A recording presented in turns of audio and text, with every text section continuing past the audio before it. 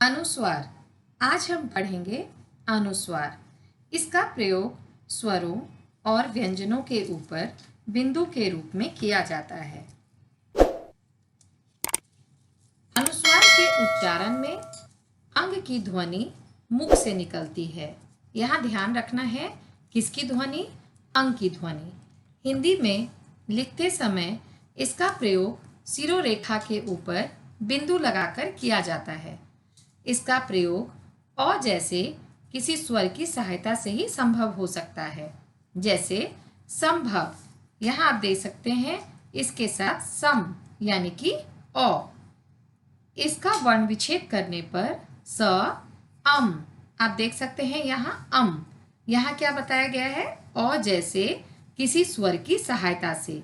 तो अ आ गया, इसके ऊपर में बिंदु आ गई, यानी कि अ के साथ हमने म को मिला दिया। भ अ व अ वर्ण मिलते हैं। इस शब्द में अनुस्वार अंग का उच्चारण अ और म जैसा हुआ है, पर अलग अलग शब्दों में इसका रूप बदल जाता है, जैसे संचरण स अन। अब यहाँ देखिए, हमने स के ऊपर बिंदु लगाकर संचरण किया। क्यों? क्योंकि यहाँ हम म का प्रयोग नहीं कर सकते हैं, यहाँ न का प्रयोग होगा, यानी कि संचरण स अम च अ र अ न और अ। संभव स अम भ अ व अ। संघर्ष स अंग। सभी में ध्यान देने योग्य बातें ये हैं कि अ के साथ हमने अलग अलग बिंदुओं का प्रयोग किया है। स के साथ हमने क्या किया है? अंग का प्रयोग किया है। यहाँ भी संघर्ष स अंग घ अ र श अ। अब यहाँ हमने र के साथ अ नहीं दिया। क्यों नहीं दिया? बिल्कुल आपको ध्यान रखना है, जब यहाँ र ऊपर में यूज हो रहा है तो हम र के साथ अ नहीं देंगे, यानी कि कोई भी आधी अक्षर के लिए अ का प्रयोग नहीं होता है। संचयन स अन च अ य अ न अ। इसके साथ आपने क्या किया? अनुस्वार तो सीखा ही, और क्या सीख लिया? वर्ण विच्छेद भी सीख लिया। अनुस्वार प्रयोग के कुछ नियम हम देखते हैं। अनुस्वार के प्रयोग के निम्नलिखित नियम हैं। पंचम अक्षर का नियम। जब किसी वर्ण से पहले अपने ही वर्ग का पांचवा वर्ग पंचम अक्षर आए तो उसके स्थान पर अनुस्वार का प्रयोग होता है।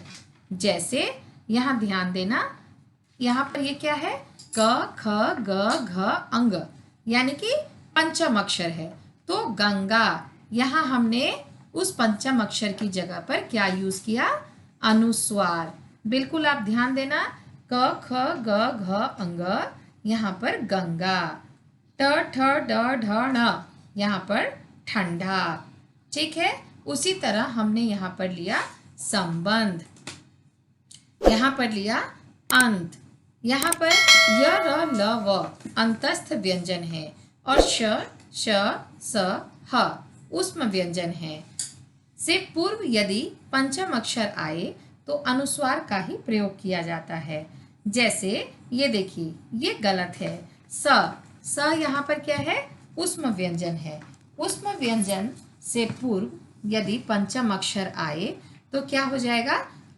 संसार। यहाँ पर देखिए संरक्षक, यहाँ पर है संरक्षक, यहाँ हमने एक डॉट ऊपर लगाया, एक बिंदु ऊपर लगाया, ये क्या हो गया? संरक्षक। संशय संशय संशय। यदि अनुस्वार के बाद य र ल व ह आता है तो अनुस्वार का प्रयोग उसके मूल रूप में नहीं किया जाता है। यदि अनुस्वार की जगह उसका बिंदु रूप इस प्रकार होता है तब शब्द अशुद्ध हो जाता है। जैसे यहाँ मैंने आपके लिए दो दो एग्जाम्पल रखा है, दोनों एग्जाम्पल पर ध्यान दीजिए, शुद्ध रूप और अशुद्ध रूप। अन्य, अगर इस जगह पर हमने ना का प्रयोग इस तरह से किया तो ये गलत हो जाएगा। अमान्य अगर इस तरह से किया तो ये गलत हो जाएगा। क्यों? क्योंकि यहाँ पर अनुस्वार का प्रयोग मूल रूप में नहीं किया जाता है। क्यों नहीं किया जाता है? यहाँ पर हमने पढ़ा है य, र, ल, व, ह। जब अनुस्वार में ये शब्द आते हैं तो अनुस्वार का प्रयोग उसके मूल रूप में नहीं किया जा सकता है। अशुद्ध रूप यहाँ पर आप देखिए पुयम और तुम्हारा, इस तरह से हमने इसको गलत कर दिया। क्यों गलत कर दिया? क्योंकि ऐसे शब्द गलत हैं। शुद्ध क्या है? पुण्य, तुम्हारा। इसी तरह से कान्हा, आप देख लो बिंदु हमने ऊपर डाला है लेकिन ये गलत है, कान्हा। उसी तरह से कम यानी कि कण। यदि अनुस्वार के पश्चात कोई पंचम अक्षर यानी कि अंग, ज्ञ, ण, न, म आता है तो अनुस्वार का प्रयोग मूल रूप में किया जाता है। पंचम अक्षर का अर्थ यानी कि व्यंजन जब हम पढ़ते हैं क, ख, ग, घ, अंग, यानी कि ये इसके पंचम अक्षर हैं। इसके अनुस्वार का बिंदु रूप भी अस्वीकृत होता है, जैसे शुद्ध रूप अन्न, अशुद्ध रूप अन्न, उन्नति, उन्नति, जन्म, जम, सम्मेलन, सम्मेलन, गन्ना, गन्ना, पन्ना, पन्ना, अम्मा, अम्मा, सम्मानित, सम्मानित, तन्मय, तन्मय। तो इस समय में हम बिंदु का उपयोग नहीं कर पाएंगे क्योंकि यह अस्वीकृत हो जाएगी और अमान्य भी हो जाएगा। यहाँ मैंने कुछ एग्जाम्पल आपके लिए रखा है।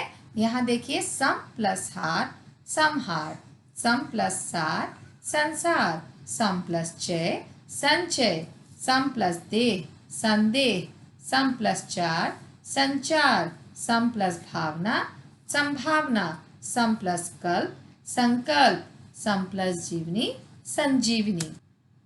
अगर आप इस चैनल में नए हैं तो इसे सब्सक्राइब करना ना भूलें और ये वीडियो अगर आपको पसंद आए तो इसे लाइक करना ना भूलें।